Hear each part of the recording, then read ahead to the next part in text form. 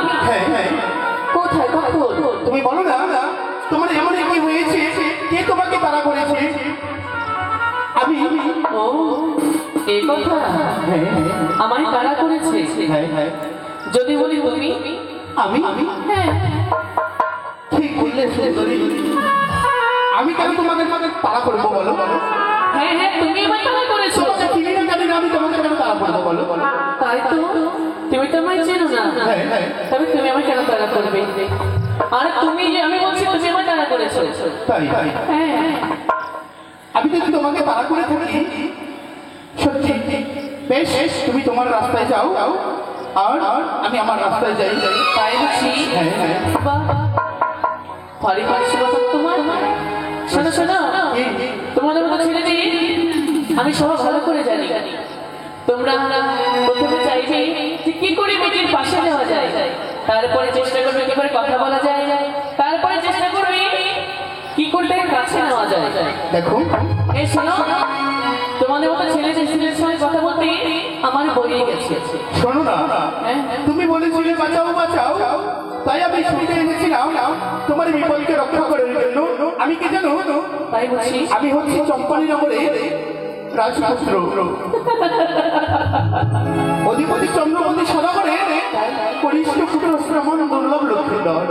তাই তো তুমি হেয়ালি না করে আমাকে বলো তুমি কি এমন বিপদে পড়েছো? আমি তো ভেবেছিলাম কোন হয়তো রাজা ধীরাজা হবে তুমি, সামান্য একটি বণিকের পুত্র তুমি। হ্যাঁ হ্যাঁ তবে যা, তুমি আমার তারা করনি আর আমার তোমায় কিছু বলিনি। তাই তোমাদের সঙ্গে কথা বলার আমার সময় নেই, আর আমি কথা বলতেও চাই না। সত্যি বলেছো। আর তোমাদের মতো মেয়েদের সাথে আমার কোনো কথা বলার ইচ্ছে নেই। তুমি আমার এই পথখানে ছেড়ে দাও, আমি চলে যাই আমার রাস্তায়। হ্যাঁ হ্যাঁ কথা বলার ইচ্ছে নেই? না তবে তুমি তো আগে কথা বলেছিলে আমার সঙ্গে। কথা বলছিলাম। বেশ আমার ঘাট হয়েছে, তুমি আমাকে ছেড়ে দাও, আমি চলে যাই আমার রাজপ্রাসাদে।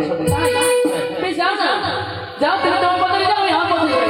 না না না, যদি তার পথে চলে যাচ্ছি তবে আমার কাজে সেটি হবে না। না না, এই মুহূর্তে আমি আমি কাম বাদ দেখতে করবো। তম্বাই তম্বাই দেবী ওম চামুণ্ডেশ্বর ওম কাল ভৈরবী নমো নমঃ।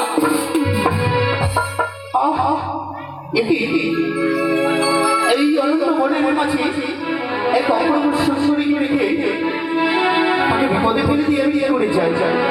কিন্তু সত্যি তো তার সাথে যদি দুটো কথা না বলে যাই তা আমি তাহলে যাই, কিন্তু তার নামে পরিচয় একটু জানা যাবে। একটু কোনো অন্যায় নেই, এতে কোনো দোষ নেই। বেশ আমি যে দিকে কেন কেন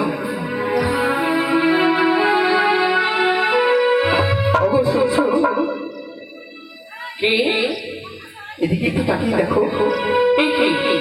তুমি আমায় ঘুরে এসেছি, এই তো তুমি বললে তুমি নাকি কোনো অচেনা মেয়ের সঙ্গে কথা বলো না, আমার ফিরে এলে।